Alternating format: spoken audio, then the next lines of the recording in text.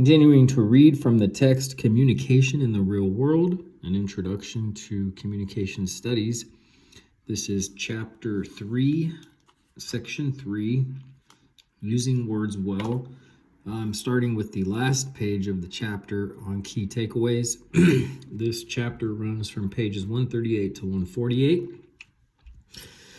The symbolic nature of language means that misunderstanding can easily occur when words and their definitions are abstract, meaning far removed from the object or idea to which the symbol refers. The creation of whole messages, which contain relevant observations, thoughts, feelings, and needs, can help reduce misunderstandings. Affective language refers to language used to express a person's feelings and create similar feelings in another person. Metaphor, simile, personification, and vivid language can evoke emotions in speaker and listener. Incivility occurs when people deviate from accepted social norms for communication and behavior and manifests in swearing and polarized language that casts people and ideas as opposites. People can reduce incivility by being more accountable for the short and long-term effects of their communication. All right, back to the beginning of the chapter. And 3.3, using words well, learning objectives. Discuss how the process of abstraction and the creation of whole messages relate to language clarity. 2, employ figurative and evocative language.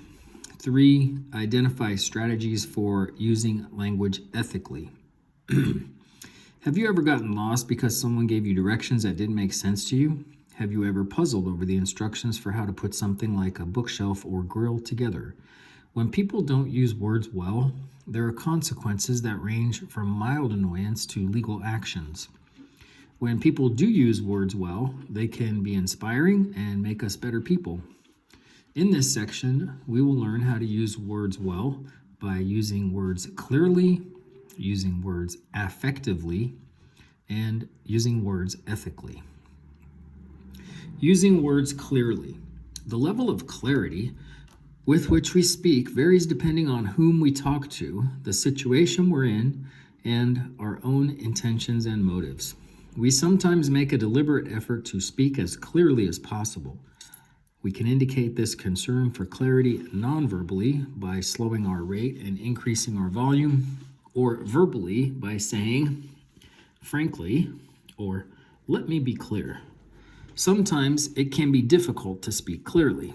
For example, when we are speaking about something with which we are unfamiliar. Emotions and distractions can also interfere with our clarity. Being aware of the varying levels of abstraction within language can help us create clearer and more whole messages. Level of abstraction. The ladder of abstraction is a model used to illustrate how language can range from concrete to abstract. As we follow a concept up the ladder of abstraction, more and more of the essence of the original object is lost or left out, which leaves more room for interpretation, which can lead to misunderstanding. This process of abstracting, of leaving things out, allows us to communicate more effectively because it serves as a shorthand that keeps us from having a completely unmanageable language filled with millions of words, each referring to one specific thing. And if you remember before, the word is referent, R-E-F-E-R-E-N-T, the referent, and so the symbol refers to the referent. But it requires us to use context and often other words to generate shared meaning. Some words are more directly related to a concept or idea than others. If I ask you to go take a picture of a book, you could do that. If I asked you to go and take a picture of work, you couldn't, because work is an abstract word that was developed to refer to any number of possibilities from the act of writing a book to repairing an air conditioner to fertilizing an organic garden. You could take a picture of any of those things, but you can't take a picture of work.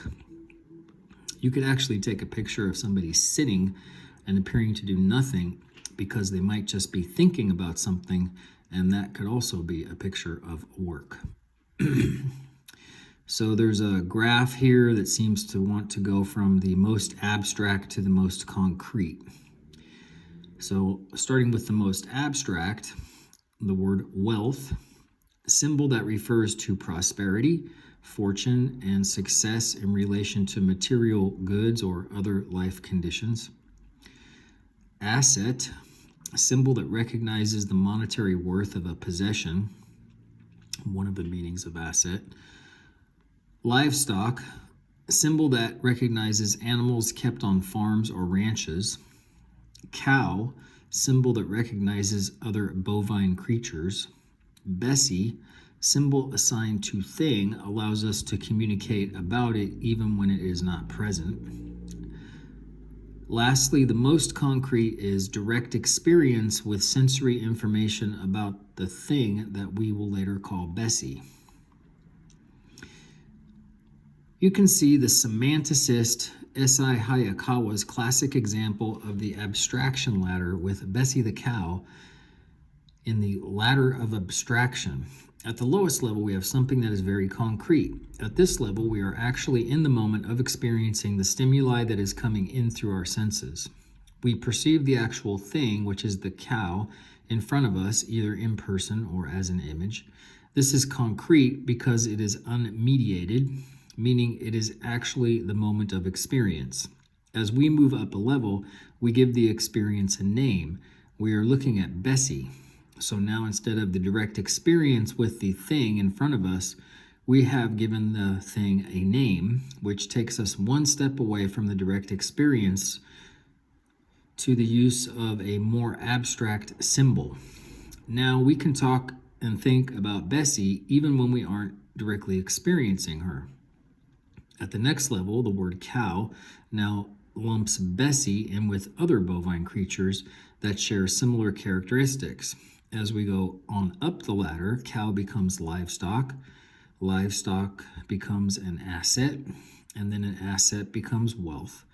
Note that it becomes increasingly difficult to define the meaning of the symbol as we go up the ladder, and how with each step we lose more of the characteristics of the original concrete experience.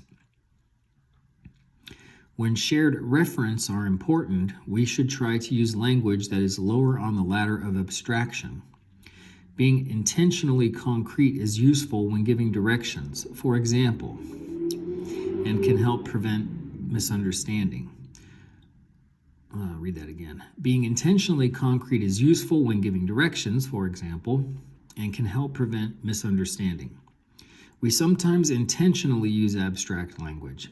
Since abstract language is often unclear or vague, we can use it as a means of testing out a potential topic, like asking a favor, offering negative feedback indirectly to avoid hurting someone's feelings, or to hint, or avoiding the specifics of a topic. Definitions and clarity. Knowing more about the role that abstraction plays in the generation of meaning can help us better describe and define the words we use. As we learned earlier, denotative definitions are those found in the dictionary, the official or agreed-on definition. Since definitions are composed of other words, people who compile dictionaries take for granted that there is a certain amount of familiarity with the words they use to define another word. Otherwise, we would just be going in circles.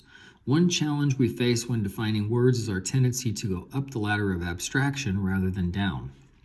For example, if I asked you to define the word blue, you'd likely say it's a color. If I asked you what a color is, you'd tell me it's a tint or characteristic of the appearance of a particular thing. To define more clearly, by going down the ladder of abstraction, you could say, it's the color of Frank Sinatra's eyes, or it's what the sky looks like on a clear day. People often come to understanding more quickly when a definition is descriptive and/or ties into their personal experience. Definitions aren't useless, but they are usually best when paired with examples.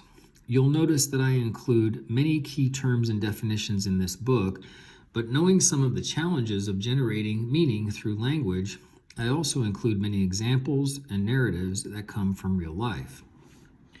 Jargon refers to specialized words used by a certain group or profession. Since jargon is specialized, it is often difficult to relate to a diverse audience and should therefore be limited when speaking to people from outside the group, or at least be clearly defined when it is used. Creating whole messages. Earlier, we learned about the 4 types of expressions, which are observations, thoughts, feelings, and needs.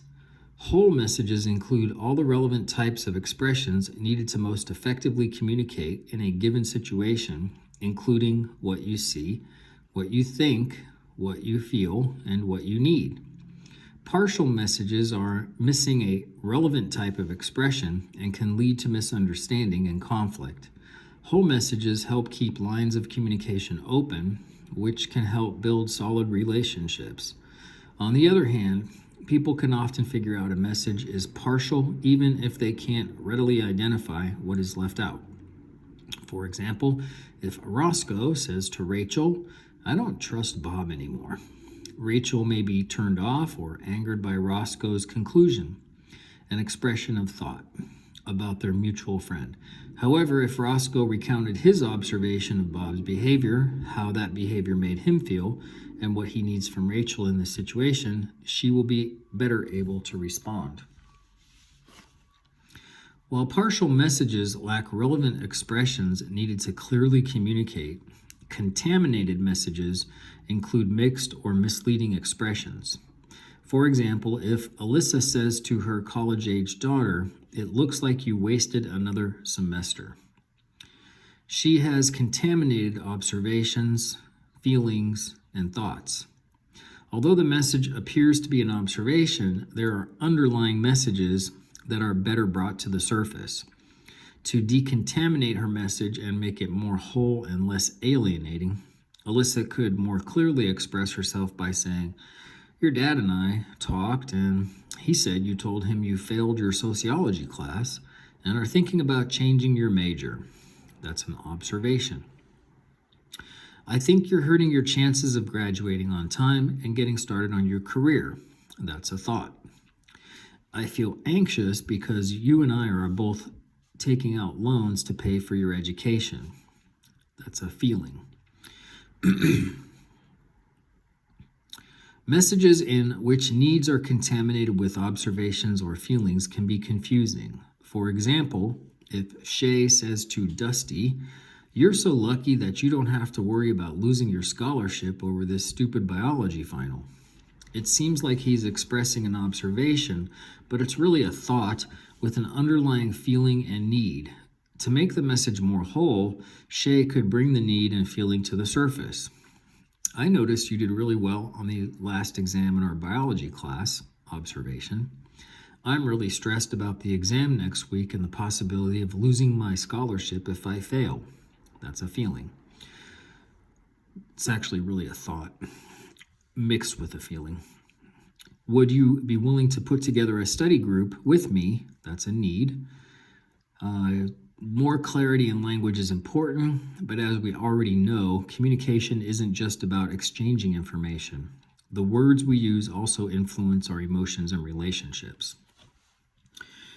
Just as an aside, you can pretty much tell that one of the things that you're going to have to worry about on any test is these 4 types of expressions: observations, thoughts, feelings, and needs. Certainly there's going to be at least 1 or more questions on any test that is going to include those 4 and trying to make sure you understand what they are. Just a heads up. Using words affectively. Affective language refers to language used to express a person's feelings and create similar feelings in another person. Affective language can be intentionally used in relational context to create or enhance interpersonal bonds, and can also be effectively employed in public speaking to engage an audience and motivate them in particular ways. We also use affective language spontaneously and less intentionally. People who speak from the heart connect well with others due to the affective nature of their words. Sometimes people become so filled with emotion that they have to express it, and these exclamations usually arouse emotions in others. Hearing someone exclaim, "I'm so happy," can evoke similar feelings of joy, while hearing someone exclaim, "Why me?"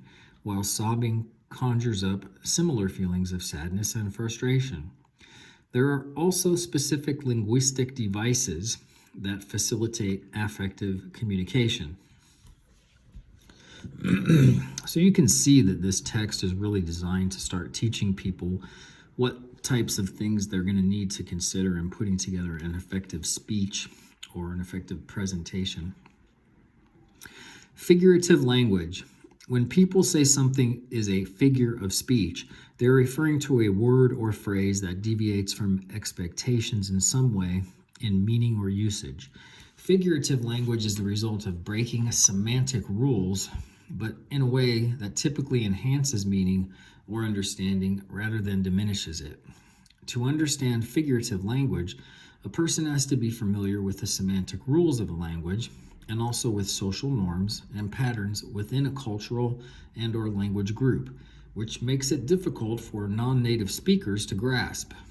Figurative language has the ability to convey much meaning in fewer words, because some of the meaning lies in the context of usage, what a listener can imply by the deviation from semantic norms, and in the listener, how the listener makes meaning by connecting the figurative language to his or her personal experience. Some examples of figurative speech include simile, metaphor, and personification. A simile is a direct comparison of two things using the words like or as. Again, you can almost guarantee some of these questions are going to be on a test. Again, a simile is a direct comparison of two things using the words like or as. Similes can be very explicit for the purpose of conveying a specific meaning and can help increase clarity and lead people to personally connect to a meaning, since they have to visualize the comparison in their mind. For example, Forrest Gump's famous simile, "Life is like a box of chocolates. You never know what you're going to get," conjures up feelings of uncertainty and excitement. More direct similes like "I slept like a baby" and "that bread was hard as a rock" do not necessarily stir the imagination, but still offer an alternative way of expressing something. A metaphor is an implicit comparison of two things that are not alike and or are not typically associated. They become meaningful as people realize the speaker's purpose for relating the two seemingly disparate ideas. Metaphors are figurative devices that can make our writing and speaking richer, but they require a person to balance creative associations among ideas with the common rules of the language if people are expected to figure out the meaning behind the association. A speaker must have the linguistic knowledge and insight to realize when a non-literal use of words or ideas will be more meaningful than a literal and conventional use of those words. Metaphors challenge the imagination, which can cause each person to make sense of the metaphor in his or her own way.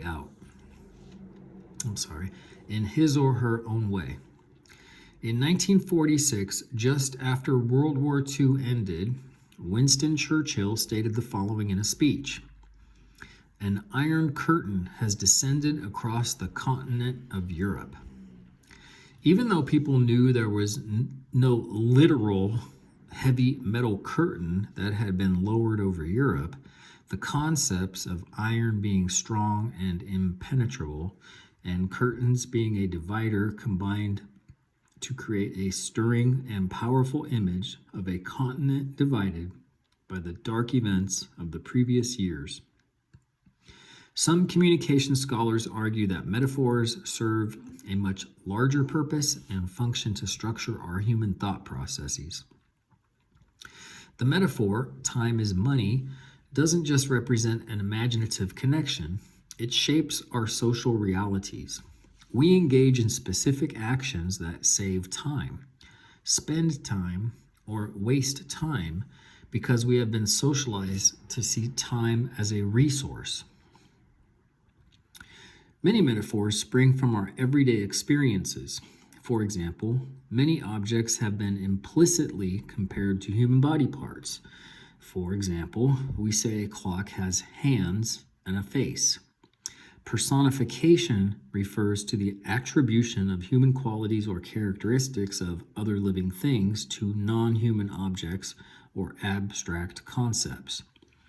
This can be useful when trying to make something abstract more concrete and can create a sense of urgency or realness out of something that is hard for people to conceive.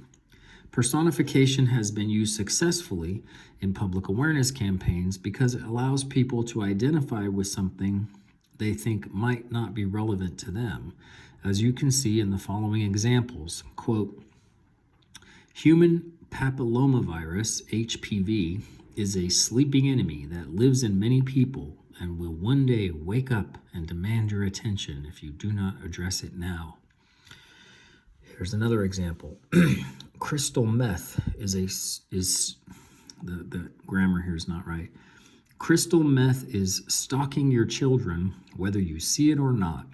You never know where it's hiding.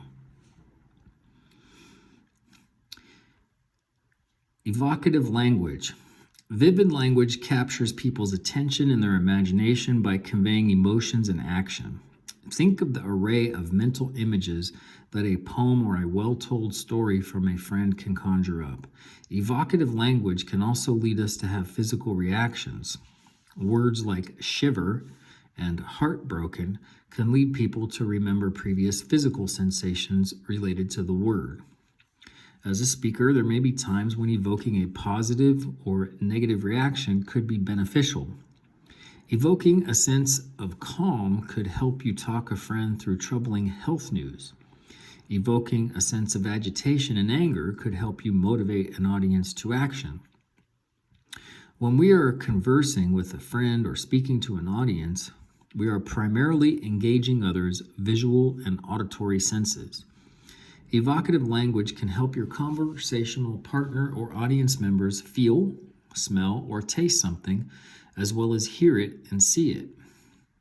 Good writers know how to use words effectively and affectively. A well-written story, whether it is a book or screenplay, will contain all the previous elements. The rich fantasy worlds conceived in Star Trek, The Lord of the Rings, Twilight, and Harry Potter show the power of figurative and evocative language to capture our attention and our imagination. Some words are so evocative that their usage violates the social norms of appropriate conversation. Although we could use such words to intentionally shock people, we can also use euphemisms or less evocative synonyms for or indirect references to words or ideas that are deemed inappropriate to discuss directly. We have many euphemisms for things like excretory acts, which means elimination from your body, like pooping and peeing, sex, and death. While euphemisms can be socially useful and creative, they can also lead to misunderstanding and problems in cases where more direct communication is warranted despite social conventions. Here's a box. Getting competent. Using words well. This chapter discusses several playful, creative, and engaging aspects of verbal communication. Employing language in an engaging way requires some effort for most people in terms of learning the rules of the language system, practicing and expanding your vocabulary and expressive repertoire, Only milliseconds pass before a thought is verbalized and out there in the world. Since we've already learned that we have to be accountable for the short and long-term effects of our communication, we know being able to monitor our verbal communication and follow the old adage to think before we speak is an asset. Using language for effect is difficult, but it can make your speech unique, whether it is in a conversation or in front of a larger audience. Aside from communicating ideas, speech also leaves lasting impressions. The following are some tips for using words well that can apply to various settings, but may be particularly useful in situations where one person is trying to engage the attention of an audience. And here's some bullet points. Use concrete words to make new concepts or ideas relevant to the experience of your listeners. Use an appropriate level of vocabulary. It is usually obvious when people are trying to speak at a level that is out of their comfort zone, which can hurt credibility. By the way, I believe studies have shown that the average level of vocabulary, if you average it all out across the United States in the adult population, is approximately equal to a 6th or 7th grade education. So one of the problems that speakers and writers generally have is that they use words that are not familiar to a lot of people, and that includes the fact that many of the people in our country haven't been born here, maybe haven't been educated here, and they may have their own language that they use, and we don't know what some of their words mean. But the so-called SAT words, the words that you have to take that test on to get into college, the ACT and SAT, words are used in court, law, and college professors. They love those words. And it also serves a gatekeeping function, meaning if you don't know what those words mean, you're pretty much kept out. So when you want to communicate, it's my opinion that you should use what's called a lower register instead of the highest register, depending on the audience. But if you're trying to reach the most people, it's usually best to use the old KISS principle. Keep it simple, stupid. Avoid bloating your language by using unnecessary words. Don't say, "It is ever apparent," when you can just say, "It's clear." Looks like I missed one. Avoid public speeches that are too rigid and unnatural. Even though public speaking is more formal than conversation, it is usually okay to use contractions and personal pronouns. Not doing so would make the speech awkward and difficult to deliver, since it is not a typical way of speaking. Use vivid words to paint mental images for your listeners. Take them to places outside of the immediate setting through rich description. Use repetition to emphasize key ideas. When giving a formal speech that you have time to prepare for, record your speech and listen to your words. Have your outline with you and take note of areas that seem too bland, bloated, or confusing, and then edit them before you deliver that speech.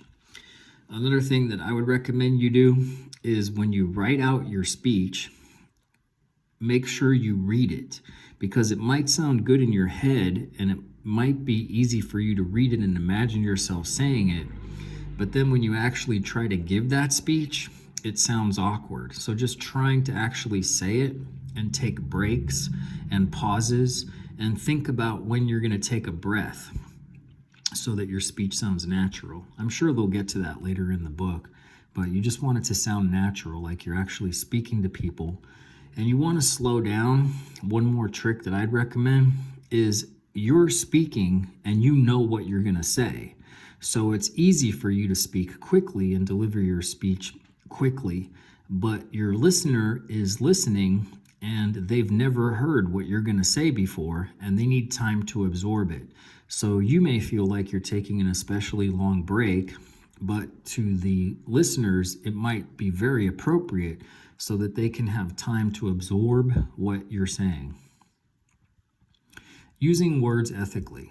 We learned in Chapter 1, Introduction to Communication Studies, that communication is irreversible. We also learned that, among other things, the National Communication Association's credo for ethical communication states that we should be accountable for the long and short-term effects of our communication.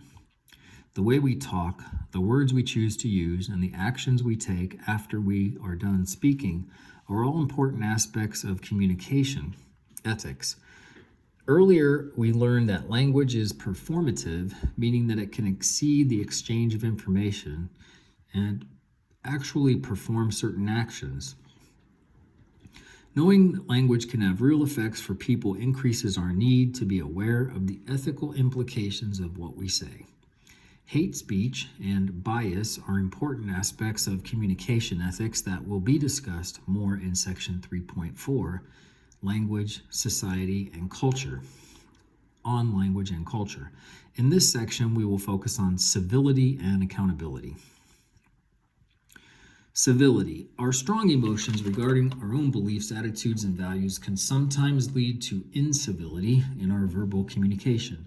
Incivility occurs when a person deviates from established social norms and can take many forms, including insults, bragging, bullying, gossiping, swearing, deception, and defensiveness, among others. Sounds like Donald Trump giving a speech.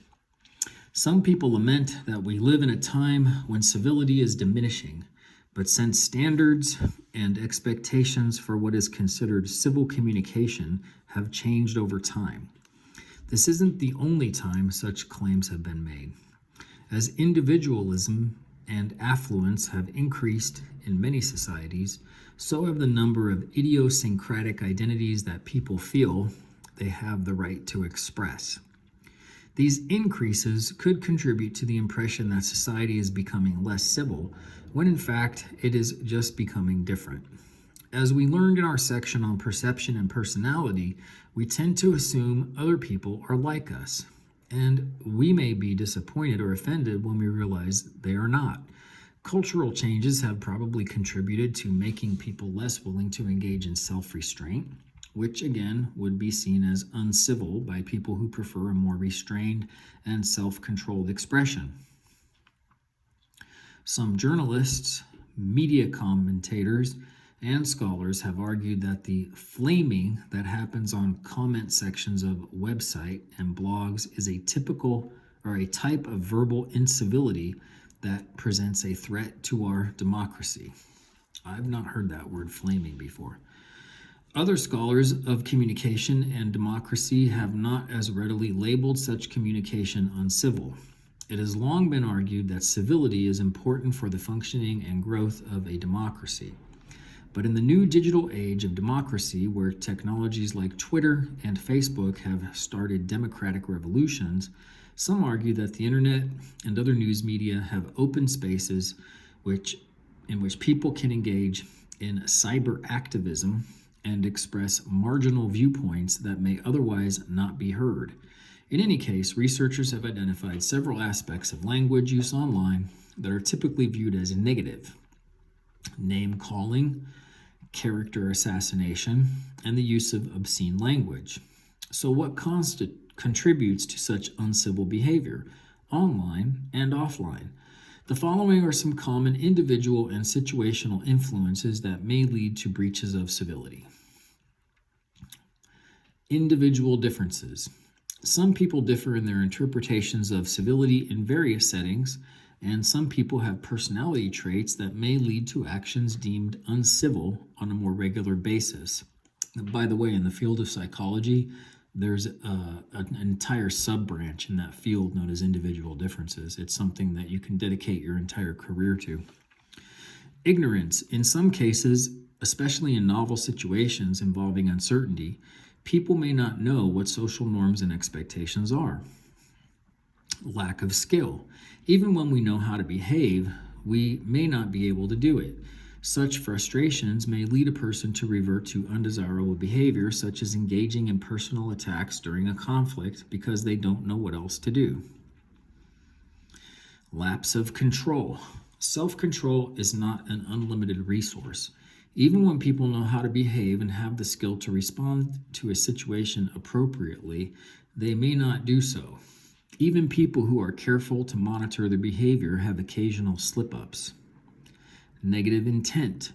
Some people, in an attempt to break with conformity or challenge societal norms, or for self-benefit, publicly embarrassing someone in order to look cool or edgy, are openly uncivil. Such behavior can also result from mental or psychological stresses or illnesses. Polarizing language. Philosophers of language have long noted our tendency to verbally represent the world in very narrow ways when we feel threatened. This misrepresents reality and closes off dialogue.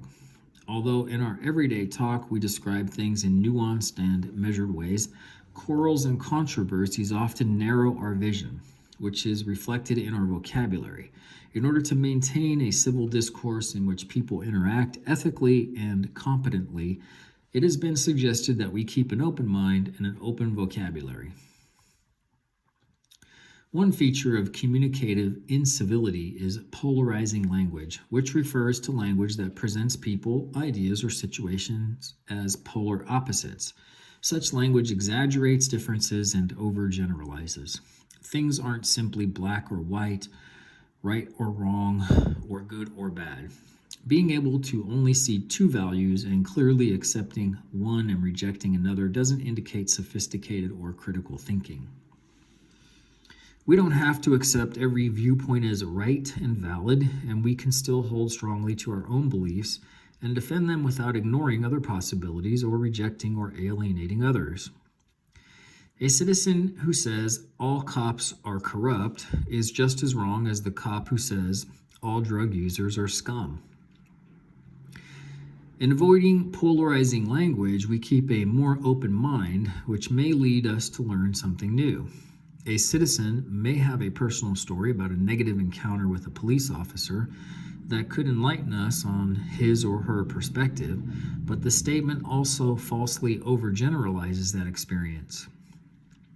Avoiding polarizing language can help us avoid polarized thinking, and the new information we learn may allow us to better understand and advocate for our position. Avoiding sweeping generalizations allows us to speak more clearly and hopefully avoid defensive reactions from others that result from such blanket statements. Swearing. Scholars have identified two main types of swearing: social swearing and annoyance swearing. People engage in social swearing to create social bonds or for impression management, to seem cool or attractive.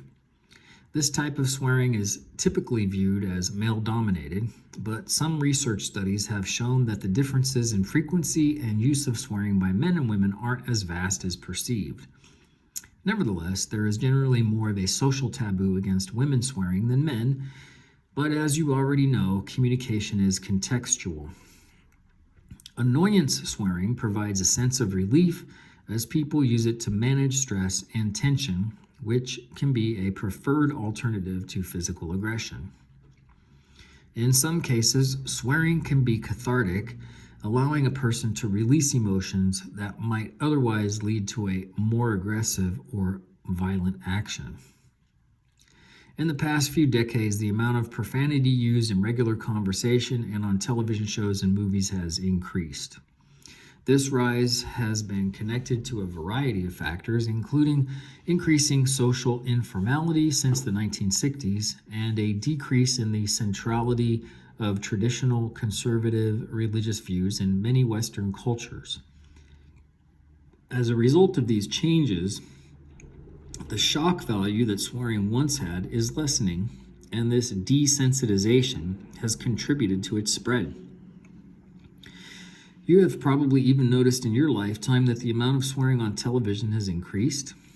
And in June of 2012, the Supreme Court stripped the Federal Communication Commission, the FCC, Federal Communications Commission, of some of its authority to fine broadcasters for obscenities.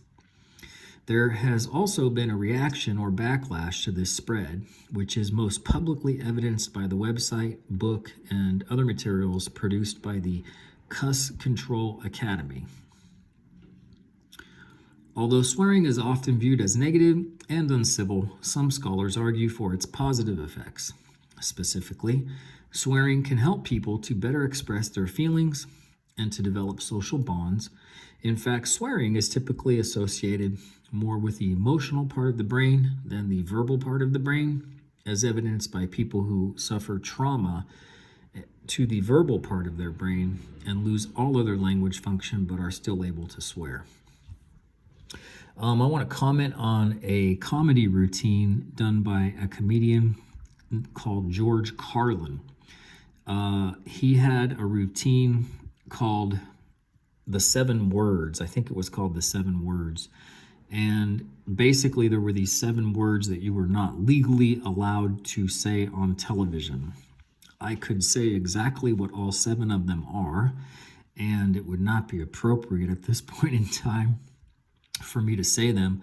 But when I was a young kid, someone gave my parents that album, the record album, and it had George Carlin using that routine, and so I became very familiar with those words. Anyway, if you haven't watched his routine, try to watch the original one and imagine a time when it was illegal to use any of those words on television. Accountability. The complexity of our verbal language system allows us to present interferences. No, what's that say? Let me try that again. The complexity of our verbal language system allows us to present inferences as facts and mask judgments within seemingly objective or oblique language. Oh man, these college words. Oblique language. With that, the obliques are basically the muscles that are down on the lower aspect of your chest and your ribs. And the reason why is because they come in at an angle. So to say oblique language means you're kind of pushing it in from the side. You're sort of sneaking it in. As an ethical speaker and a critical listener, it is important to be able to distinguish between facts, inferences, and judgments. Inferences are conclusions based on thoughts or speculation, but not direct observation. Facts are conclusions based on direct observation or group consensus. Judgments are expressions of approval or disapproval that are subjective and not verifiable. Something tells me those words might show up on a test. Linguists have noted that a frequent source of miscommunication is inference observation confusion, or the misperception of an inference, conclusion based on limited information, as an observation, an observed or agreed upon fact. We can see the possibility for such confusion in the following example. If a student posts on a professor rating site the statement, "This professor grades unfairly and plays favorites," then they are presenting an inference and a judgment that could easily be interpreted as a fact. Using some of the strategies discussed earlier for speaking clearly can help present information in a more ethical way. For example, by using concrete and descriptive language and owning emotions and thoughts through the use of I language. To help clarify the message and be more accountable, the student could say, "I worked for 3 days straight on my final and only got a C," which we'll assume is a statement of fact. This could then be followed up with, "But my friend told me she only worked on hers the day before it was due and she got an A. I think that's unfair and I feel like my efforts aren't recognized by the professor." Of the last 2 statements, the first states what may be a fact. Note, however, that the information is secondhand rather than directly observed. And the second states an inferred conclusion and expresses an owned thought and feeling. Sometimes people don't want to mark their statements as inferences because they want to believe them as facts. In this case, the student may have attributed her grade to the professor's unfairness to cover up or avoid thoughts that her friend may be a better student in this subject area, a better writer, or a better student in general. Distinguishing between facts, inferences, and judgments, however, allows your listeners to better understand your message and judge the merits of it, which makes us more accountable and therefore more ethical speakers. Key takeaways. The symbolic nature of language means that misunderstanding can easily occur when words and their definitions are abstract, far removed from the object or idea to which the symbol refers. The creation of whole messages, which contain relevant observations, thoughts, feelings, and needs, can help reduce misunderstandings. Affective language refers to language used to express a person's feelings and create similar feelings in another person. Metaphor, simile, personification, and vivid language can evoke emotions in speaker and listener. Incivility occurs when people deviate from accepted social norms for communication and behavior and manifests in swearing and polarized language that casts people and ideas as opposites. People can reduce incivility by being more accountable for the short and long-term effects of their communication. And some of the exercises here, 4 of them. Following the example in the ladder of abstraction, take a common word referring to an object like bicycle or smartphone and write its meaning in your own words at each step from most concrete to most abstract. Discuss how the meaning changes as the word idea becomes more abstract and how the word becomes more difficult to define. Decontaminate the following messages by rewriting them in a way that makes them whole. Separate out each type of relevant expression. You can fill in details if needed to make your expressions more meaningful. I feel like you can't ever take me seriously. Or it looks like you've ruined another perfectly good relationship. 3, find a famous speech, for example, there's a link, and identify components of figurative language. How do these elements add to the meaning of the speech? Lastly, getting integrated. Review the section on using words ethically. Identify a situation in which language could be used unethically in each of the following contexts: academic, professional, personal, and civic. Specifically, tie your example to civility, polarizing language, swearing, or accountability. That is the end of section 3.3.